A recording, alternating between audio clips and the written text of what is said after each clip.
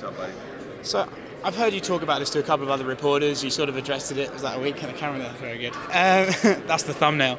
I get the sense that you're kind of a little bit pissed off that people are sort of thinking you're sitting on the sidelines for the sake of it. Is that true? Yeah, I mean, because I'm not. I mean, you guys, anybody that knows me and knows who I am as a fighter knows that I don't want to just sit on the sidelines and talk about fighting. I'm still young. I'm still healthy. I want to be in there. It's just injury that kept me out. I mean, and the fight with Al, when he fought Khabib, that was my fight. So it's like, okay, I had no choice but to not fight for that one. So that was in April. Then I finally got matched up. It was supposed to be in what, August? Or no, July. And it got moved up a week. And then I broke my arm. So I would have potentially fought, even if I did still lose to Perry and didn't break my arm, I still would have fought a third time that year. And it's just, it didn't work out that way.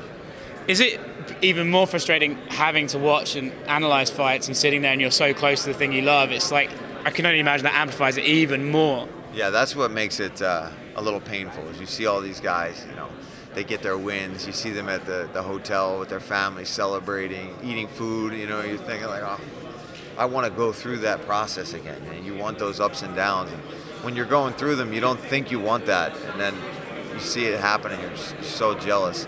You start getting jealous of guys on fight week cutting weight because you know how good it's going to feel when they make the weight and it's over. And I haven't been through that in so long. So even going through this process right now, that's, we're at the crappy part of this whole thing.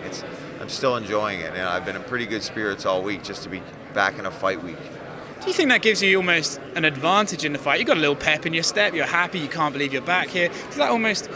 It's like taking the pressure off, right? You're so excited to be doing what you love again. Does that help you in the fight? Yeah, I think so. I mean, better that than, okay, I fought 4 times this year. I got to cut this weight again. I just want to get in there and do this. For me, it's like, oh, I'm like a kid in a candy store. I'm like, oh shit, I get to do this again. And then to come back and get the spot that they're giving me in the co-main event against a ranked opponent like James Vick, and even though he's coming off a big loss, it's a huge opportunity. He's got a big number next to his name that, I'm trying to go out there and take this Sunday night.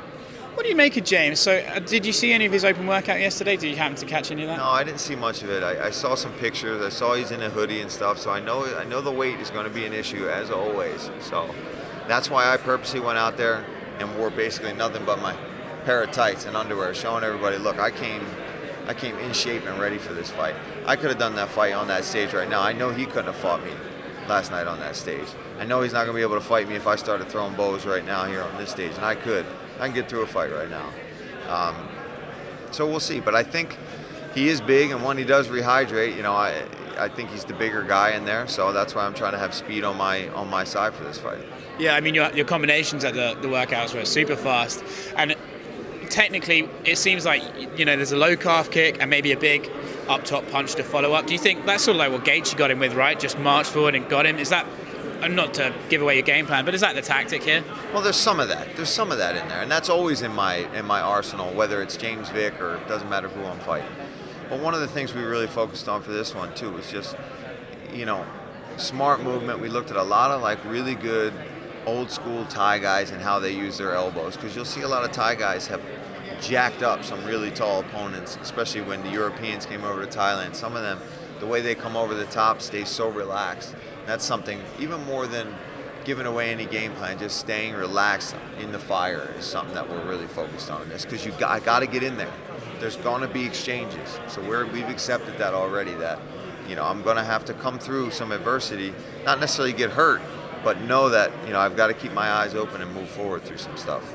Right, so bigger picture here, Khabib seems like he wants to sit out as some sort of loyalty to his teammates, which I think people can appreciate loyalty. But as a fighter you're trying to get that title, I asked Aljamain Sterling this as well, is it getting a little bit tiresome to see division after division just sort of get curdled at the top, and those opportunities, like, is it getting a bit like frustrating? Yeah, I think it is, right? I mean, and I think a lot of it, even the UFC is getting frustrated that they have to do it, because all these things are coming up, whether it's suspensions or injuries and a last minute hernia in Whitaker. It's just like, holy shit, man, we can't get a champion to stay consistent, or Jones with all his troubles, and it's just, and then we got double champs all over the place, right? Everybody wants to be a double champ, and hey, I take nothing away from them. If I can become a double champ, you're goddamn right I want to be a double champ too. So that's not putting anybody down that is a double champ. I respect that. But yeah, it's making it hard, just roadblock at the top of a lot of these divisions. So hopefully we can get back on track in 2019, get some champions out there that can consistently start defending their belts, giving the contenders opportunities to move up and down these ranks. I'm not asking you to talk shit about the UFC, but do you think maybe they sort of got a bit of shoulder to that to blame because they make those fights, right? And we're sort of entering with ESPN, it's almost like the entertainment era, right? It's about what's the biggest matchup as opposed to maybe what's the most logical matchup with the rankings. Do you think the only way we can get sort of past this is if they go back to the traditional system of number 1 fights, number 2, and so on and so forth?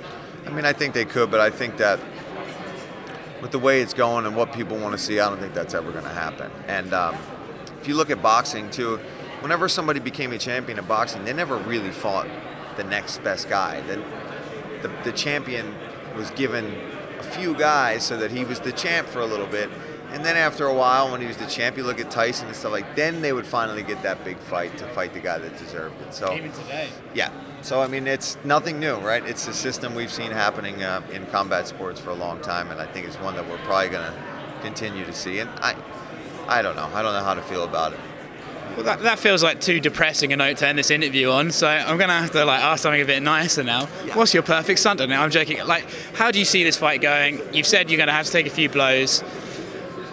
I noticed he said something on stage yesterday. He said, I could beat a decision with this guy no matter what. He said, I'm looking for the finish, but I know I can get a decision. I can beat him in a decision. I've never heard a fighter really say that. It doesn't exude masses of confidence, maybe. You will never, ever in your life hear me say, well, I know I can win a decision. Guess what? My losses tend to usually be split decisions because guys are moving away and that's how they want to win. But we know that. We know that there's a chance that he's going to try to kick and use that range. He's so long, he knows it's going to be difficult for anybody to get in on him. Guess what? We're going to get in there and we're going to land something. And I'm not looking for a decision on Sunday. Could I win one? Yeah, I guess. But that has not been the game plan for 1 second of this training camp. If you talk to Duke right now, he's fired up about people getting finishes. We've had a rough go here at our team over at Rufus Sports. So he's got us on one to get back to violent actions in the cage.